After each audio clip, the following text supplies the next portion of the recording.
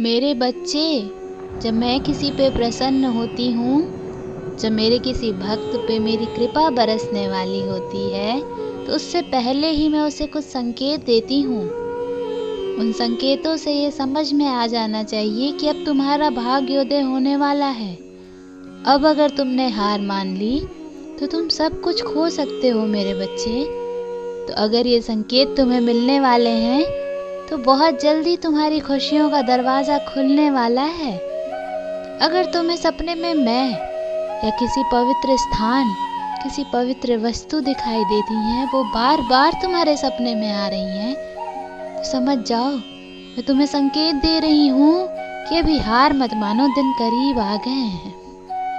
अगर तुम्हारे संकट के समय में कोई तुम्हारी सहायता कर रहा है, अचानक से तुम्हें कोई संदेश मिल रहा है, कोई है जो तुम्हें सही गाइड कर रहा है, कोई है जो तुम्हें बार बार टूटने से बचा ले रहा है, तो समझ जाओ वो मेरा ही भेजा हुआ संकेत है, या हो सकता है वो मैं स्वयं हूँ।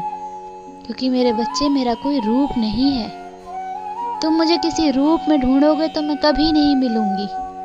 मैं कभी भी कहीं भी तुम्हारे सामने आ सकती हूँ, और हो सकता है तुम मुझे नज़रअंदाज कर दो, पर उन बातों को, अपने जीवन में हो रही छोटी छोटी चीज़ों पे ध्यान दो। मेरे द्वारा भेजे हुए संकेतों पे ध्यान दो, देखना तुम सफल होगे। मेरे बच्चे, अगर तुम अचानक से मेरी तरफ रुझान बढ़ता जा रहा है, अगर तुम अचानक से अध्यात्म की तरफ बढ़ रहे हो, तुम्हारा मन करता है कि तुम मंदिरों में जाओ, तुम भजन सुनो, तो समझ जाओ कि मैं तुमसे कुछ कहना चाहती हूँ।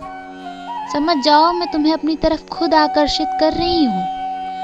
समझ जाना मेरे बच्चे कि तुम अभी तक गलत मार्ग पे चल रहे थे, तुम उस मार्ग के लिए नहीं बने हो। मैं तुम्हें सही मार्ग दिखाने आई हूँ। तो अगर तुम्हें ये संकेत मिल रहे हैं मेरे बच्चे, तो हिम्मत मत हारना।